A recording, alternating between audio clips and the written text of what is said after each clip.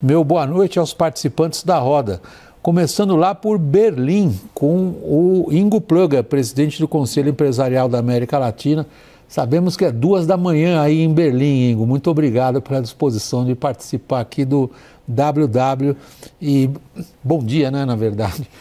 Daniel Hittner, de Brasília, boa noite para você.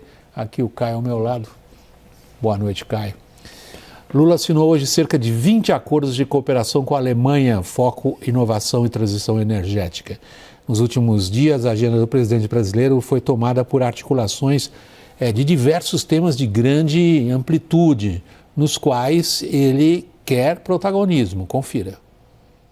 Na Conferência do Clima da ONU em Dubai, Lula cobrou as promessas dos países ricos para ajudar os mais pobres no combate às mudanças climáticas. É inaceitável que a promessa dos 100 bilhões de dólares por ano, assumida pelos países desenvolvidos, não saia do papel, enquanto só em 2021 os gastos militares chegaram a 2 trilhões e 200 bilhões de dólares. Ao mesmo tempo, foi durante a COP que Lula aceitou o convite dos maiores produtores de petróleo do mundo para fazer parte da OPEP+, um braço da organização que reúne outras nações com menos poder em comparação aos integrantes oficiais. Eles podem financiar. Ele pode financiar o etanol, pode financiar o biodiesel, pode financiar a eólica, pode financiar solar, pode financiar, hidrogênio verde. Esse é o nosso papel. Não tem nenhuma contradição, não tem nada. No mesmo evento, o presidente brasileiro se deparou com uma forte declaração do presidente francês sobre o acordo comercial com o Mercosul. Emmanuel Macron se colocou publicamente contrário, chamou o acordo de antiquado e disse que não traz as mesmas exigências ambientais para os produtores da América do Sul que a União Europeia já precisa seguir. De imediato, Lula reagiu à declaração.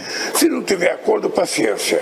Não foi por falta de vontade. A única coisa que tem que ficar claro é que não digam mais que é por conta do Brasil. Mesmo em outra frente de negociações, nesta segunda-feira, Lula voltou a falar do Mercosul. Foi ao lado do primeiro-ministro alemão Olaf Scholz após a assinatura de uma série de acordos de cooperação entre os dois países. Desta vez mudou o tom. Diz que vai atuar para fechar o acordo até o fim da cúpula do Mercosul nesta quinta-feira, no Rio de Janeiro. E eu só posso dizer para você que não vai ter assinatura a hora que terminar a reunião do Mercosul, que eu tiver ou não. Eu sou um homem que eu não desisto. Você está lembrado do slogan do meu primeiro mandato? Sou brasileiro e não desisto nunca. Lula ainda aproveitou o encontro para pedir o apoio do primeiro-ministro alemão nas negociações com os europeus. Olaf Scholz é um dos defensores da aproximação comercial entre os dois blocos e falou que está trabalhando por uma conclusão rápida. Mas outro entrave está bem ao lado do Brasil. É a mudança de poder na Argentina. O governo de Alberto Fernandes comunicou que pretende deixar as decisões pendentes para o presidente eleito, Javier Milei, que toma posse no próximo domingo. A posição de Milei sobre o acordo ainda não está clara. Ingo Plöger, começando por você em Berlim, germanicamente vamos separar nossos assuntos e examinar agora inicialmente a questão dos acordos de livre comércio entre a União Europeia e o Mercosul. Você está acompanhando essas negociações aí em Berlim, junto das negociações bilaterais entre Brasil e Alemanha, Ingo. Sai ou não sai esse acordo? Boa noite, William, Caio e Daniel. Realmente aqui o que a gente tem acompanhado com muita intensidade é a proximidade entre os dois, Oliver Schulz e o presidente Lula, no empenho de realmente ainda tentar salvar o acordo nos 45 minutos do segundo tempo, onde tem uma prolongação de 3 dias. E é nessa janela de 3 dias que se está trabalhando com uma enorme intensidade. O chanceler Mauro Vieira está saindo hoje à noite para o Rio de Janeiro, onde ele vai presidir a reunião dos chanceleres. Lula segue para depois pegar a reunião dos presidentes. E o tom foi muito claro, William, de que Lula posiciona de que ele vai tentar o que puder dentro dessa janelinha de tempo que temos para buscar um acordo. Ele sabe, e isso ele colocou muito claro, de que do lado dele a Argentina vacilou.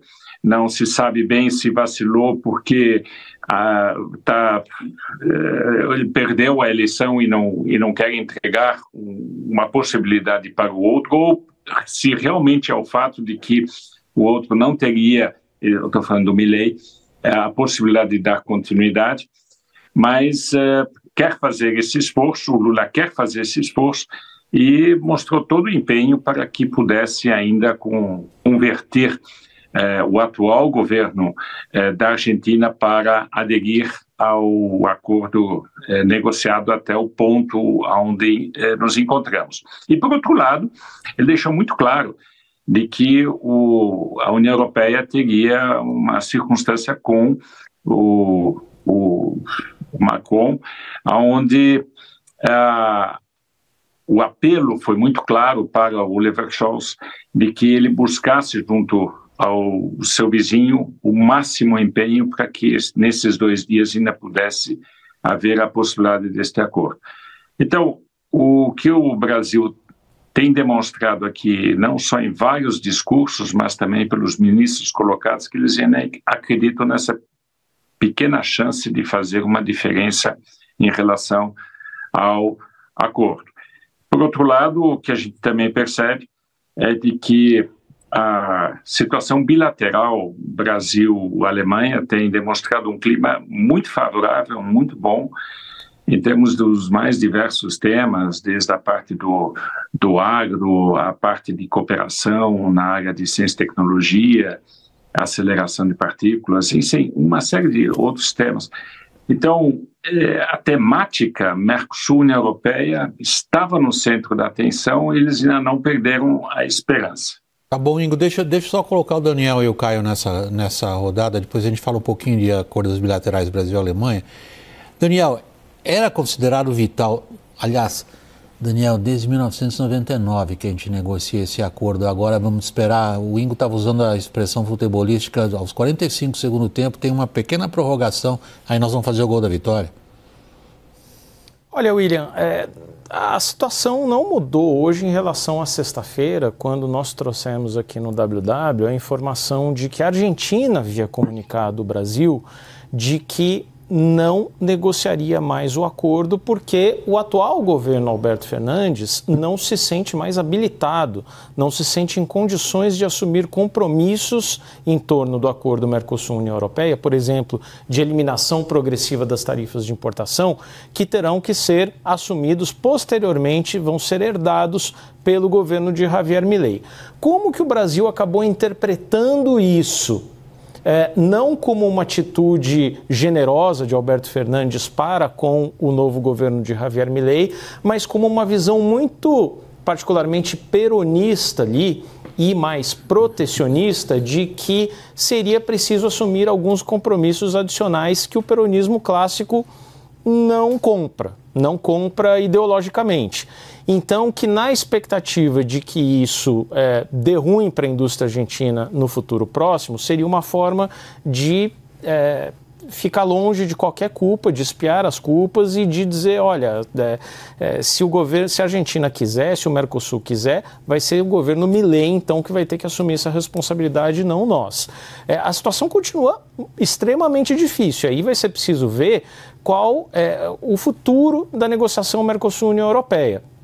Já dizia aqui na sexta-feira, repito, William, que 2 fatores que eram bons e positivos para a conclusão do acordo nesse semestre já não estarão presentes. Presidência espanhola da União Europeia, a Espanha tem sido a principal defensora do acordo e no semestre que vem teremos a Bélgica, que é um país que impõe dificuldades ao acordo, tem uma região agrícola, a Valônia, que já se pronunciou taxativamente contrária ao acordo com o Mercosul, e do lado daqui do bloco sul-americano teremos uma presidência paraguaia, que costuma ser a presidência mais tímida, menos engajada, por dificuldades até de mobilizar sua burocracia para grandes negociações. Estamos em busca, então, de um pretexto para dizer que não vai dar certo, cara?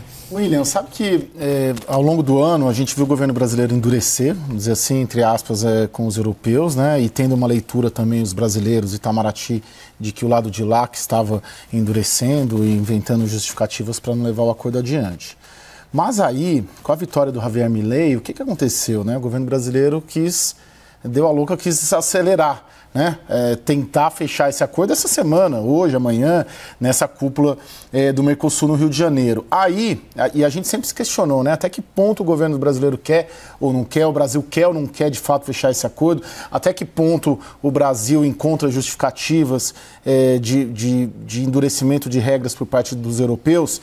Ali, a partir da eleição do Milei e com essa tentativa de fechar antes da posse do Milei, eu, pelo menos, me dei conta de que sim, há um interesse do Brasil de fechar, não nas condições que os europeus vêm apresentando também. O Brasil lê muitas justificativas técnicas dos europeus escondendo reais opções políticas. O caso da França é o mais relevante, né? O protecionismo francês, o medo da agricultura francesa enfrentar a nossa potência aqui do agronegócio. Enfim, eu fiquei com a percepção tardia, né? Já estamos no final do ano, de que essa tentativa de querer acelerar logo era, sim, um gesto, uma sinalização de que, de fato, o Brasil deseja fechar. Ingo, as esperanças do presidente brasileiro colocadas sobre o Bundeskanzler Olaf Scholz. As relações entre França e Alemanha, a gente não precisa perder tempo aqui descrevendo de que tipo são. São as duas potências centrais na Europa, com uma história muito longa entre si. Quanto que Scholz está disposto a comprar essa carta para o Lula? Pois William, essa é a pergunta central nessa relação. O que a gente percebeu é que, em primeiro lugar, o presidente Lula, que é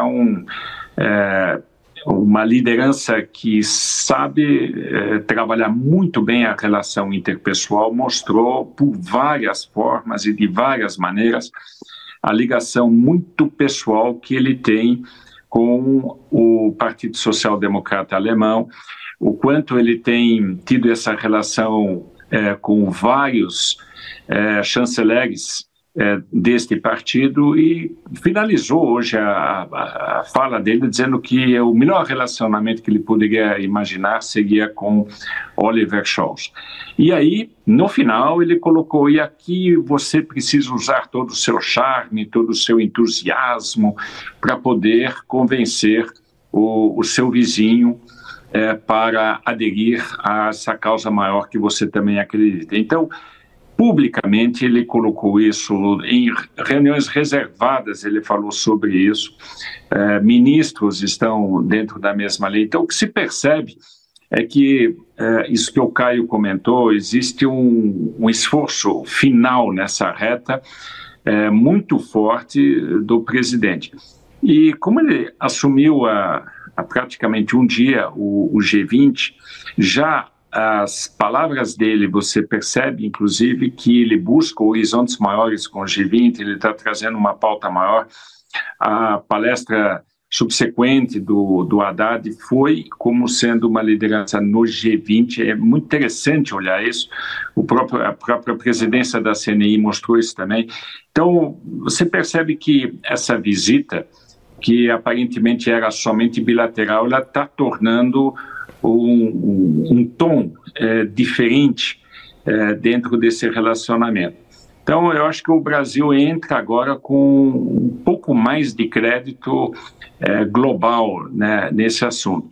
A grande pergunta vai ser se o Macron vai atender isso, porque a fala dele na sexta-feira, William, foi muito claramente para o eleitorado dele. Ele poderia ter dito: olha, está muito difícil, a gente vai tentar. Não, ele falou contra.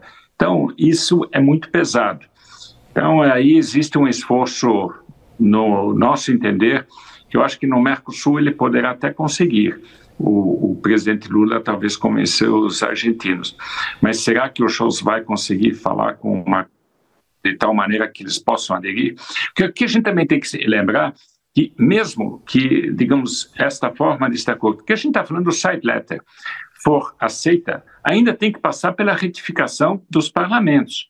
Então, existe ali um campo político, se eles conseguirem fazer esse side letter, mostrando da boa vontade, digamos, do Mercosul em atender alguns temas ambientais e de sustentabilidade, isso ainda depende da ratificação.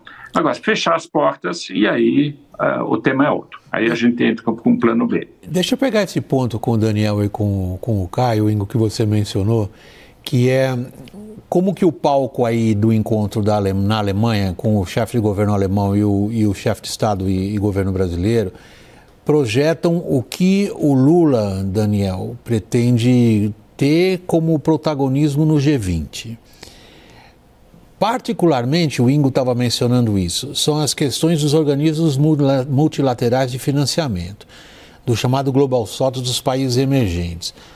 Quão realista é essa ideia que ele vem ventilando em várias instâncias internacionais, Daniel, de criar mecanismos de financiamento ambientais, que é a palavra mais usada hoje, mas também em relação a causas sociais, sobretudo na África.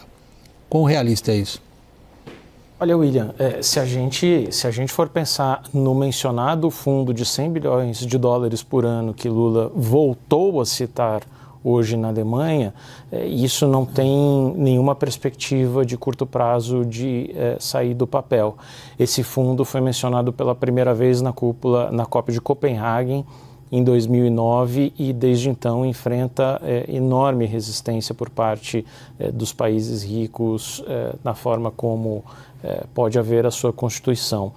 O Brasil assumiu na sexta-feira a presidência do G20 com 3 pilares principais: desenvolvimento sustentável, combate à desigualdade e à fome e reforma das instituições multilaterais. Como isso se traduz ali em diversas iniciativas debaixo de cada um desses 3 chapéus, vai se desenhar ao longo do ano. Por exemplo, hoje eu conversava com um interlocutor aqui em Brasília que dizia que o Brasil, ao contrário, diferentemente do que fazia a Índia, última presidente de turno do G20, pretende incluir a responsabilização das Big Techs no combate à desinformação, ao discurso de ódio.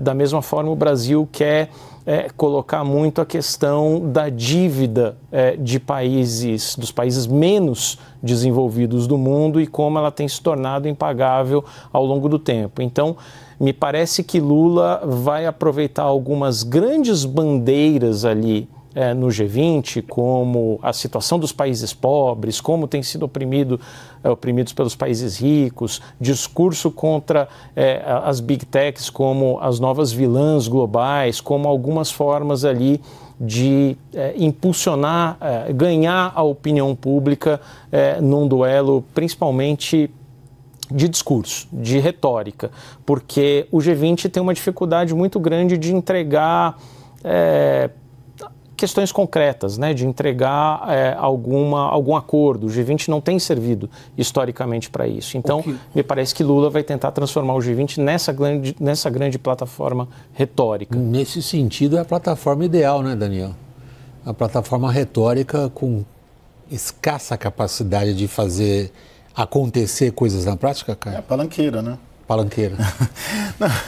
Não, porque o discurso ele é muito, vamos dizer, ele é fácil de fazer, ele tem uma lógica, ele é um discurso que é bacana, né? Você fala assim, poxa, vamos redesenhar a arquitetura financeira mundial, mas colocar na prática é muito difícil. É um discurso que você atende diversas audiências, mas colocar na prática é muito difícil. Ainda mais, William, semana passada acho que saiu um dado que só 3% dos recursos do Fundo Amazônia foram investidos justamente por falta de projetos, né?